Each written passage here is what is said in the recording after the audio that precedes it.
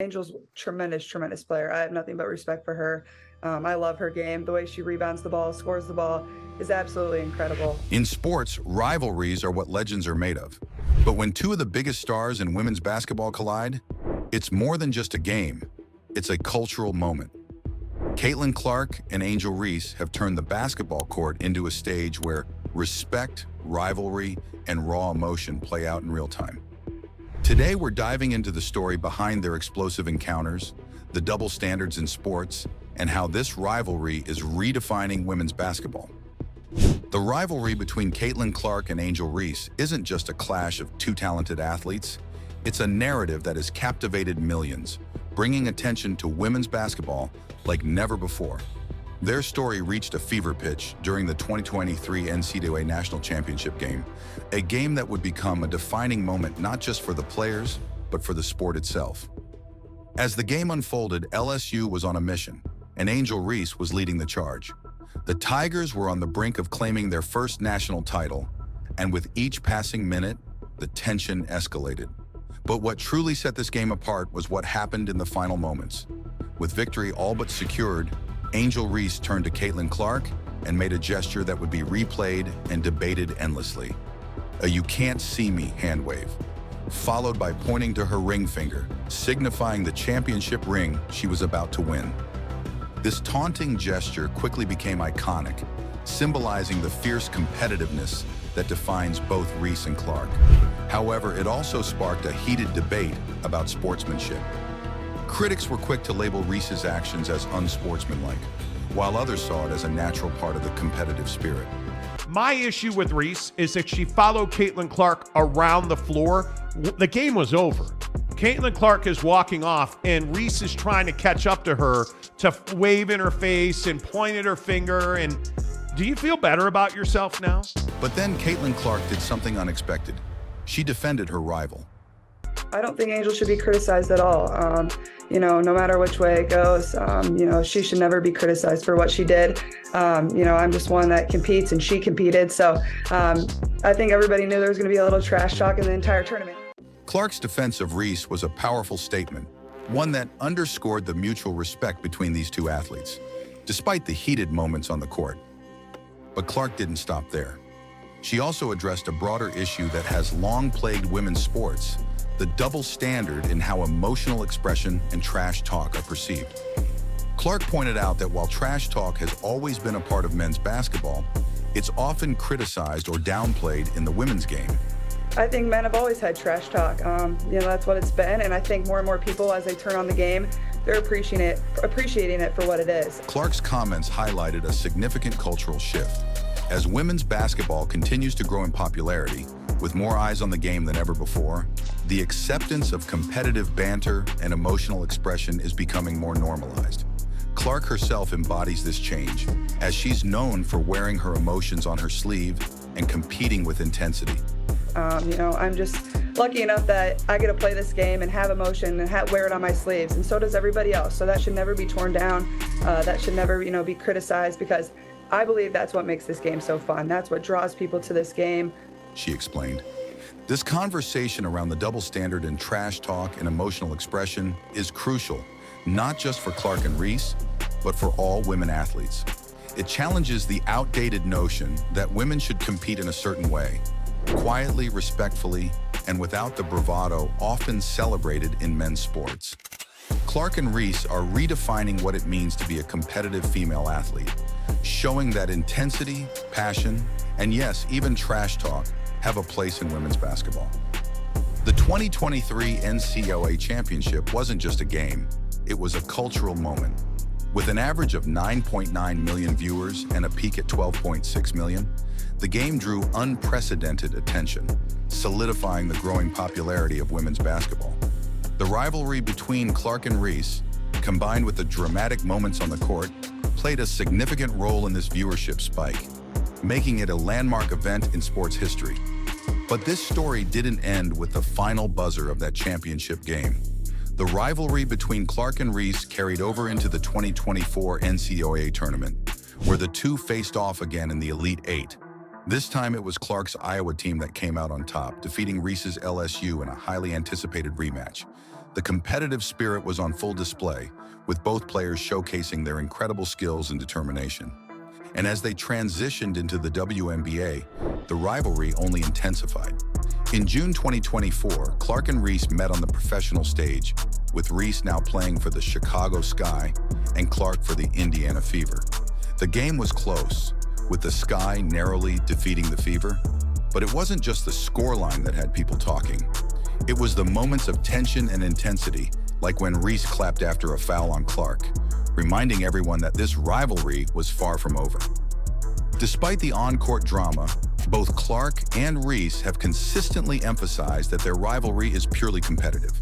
Off the court, they share a mutual respect that transcends the game. Angel's tremendous player. I have nothing but respect for her. I love her game. The way she rebounds the ball, scores the ball is absolutely incredible. Clark said, praising Reese's ability to dominate the boards and score at will. This respect is a crucial part of what makes their rivalry so compelling. It's not about hatred or animosity. It's about two athletes pushing each other to be better, challenging each other on the biggest stages, and in the process, bringing more attention to the sport they love. As we look ahead, the future of this rivalry is bright. With more WNBA matchups to come and the possibility of future NCAA encounters, the story of Caitlin Clark and Angel Reese is far from finished. Their rivalry is more than just a headline. It's a testament to the evolution of women's basketball, the breaking down of gender stereotypes, and the celebration of competitive spirit in its purest form. So, what's next for Caitlin Clark and Angel Reese? Will their rivalry continue to define women's basketball, or will new stars emerge to challenge their dominance? One thing's for sure, this is a story that's still being written, and we're all on the edge of our seats waiting to see what happens next.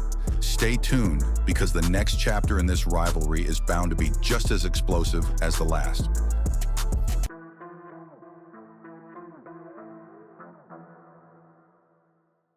Imagine this. Caitlin Clark, fresh off her historic college run, steps onto the court. The crowd roars, but in seconds, she's slammed to the floor. Not once, not twice, but 3 times. Is this just tough love from seasoned pros? Or is the WNBA targeting its newest star?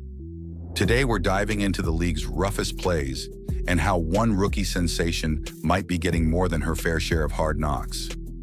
Caitlin Clark's transition to the pros, it's been anything but smooth.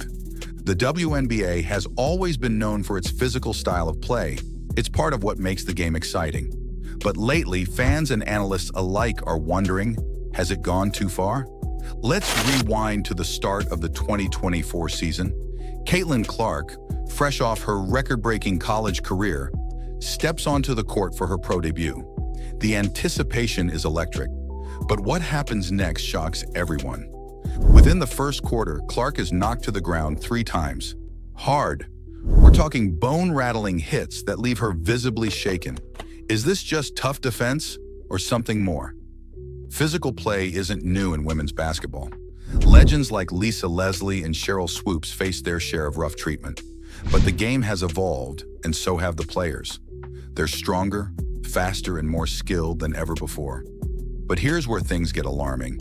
In just 10 games, Clark's been fouled an average of 7.2 times per game, nearly double the league average. This isn't just rough play, it's an onslaught. Take the game against the Chicago Sky. Midway through the third quarter, Clark drives to the basket. As she goes up for the layup, Chennedy Carter crashes into her, shoulder-checking Clark and sending her hard to the floor. The foul wasn't even called initially, igniting controversy and raising questions about whether officials are turning a blind eye. Clark's stats tell the story. She's been whistled for 32 personal fouls this season, 4th most in the league, and involved in 78 total foul calls, the highest of any player. This isn't just about playing hard, it's about targeted aggression. In a recent game against the New York Liberty, Clark found herself in another precarious situation. After being hit on a screen, she signaled to her ear, clearly in discomfort.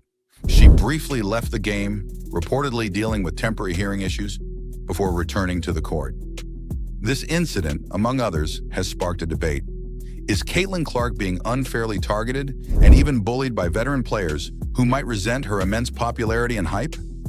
Critics argue this is just part of the game. She needs to toughen up, they say. But is that fair? Or is Clark being singled out because of her star power?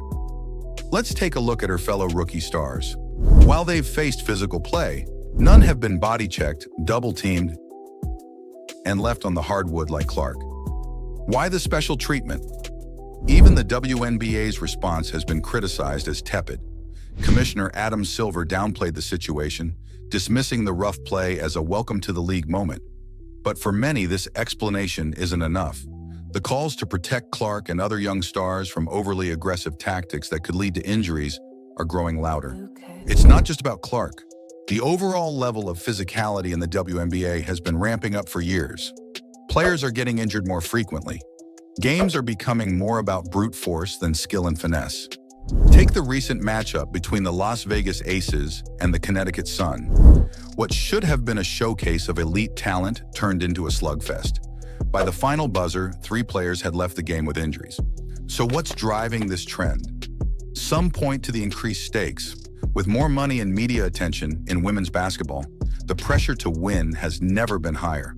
Others argue it's a natural evolution of the sport as players get stronger and more athletic. But there's a fine line between tough competition and dangerous play, and right now that line is getting blurrier by the game. Let's circle back to Clark. Despite the rough treatment, she's still putting up impressive numbers. But at what cost? In a post-game interview, Clark admitted, "Sometimes it feels like I'm playing football out there." She acknowledges she'll take a few hard shots per game and tries not to let it bother her, accepting it as part of the rookie initiation process. But how long can this go on? This isn't just about one player, it's about the future of the league. If rising stars like Clark are constantly at risk, what message does this send to young talent? And what does it mean for the future of the WNBA, where fans come to witness skill, not skirmishes? Fans tune in to see amazing athletes perform at the highest level. They want to see Clark's incredible three-pointers, not watch her pick herself up off the floor time and time again. The treatment Clark has endured highlights a broader issue: the challenges young phenoms face when entering professional sports leagues.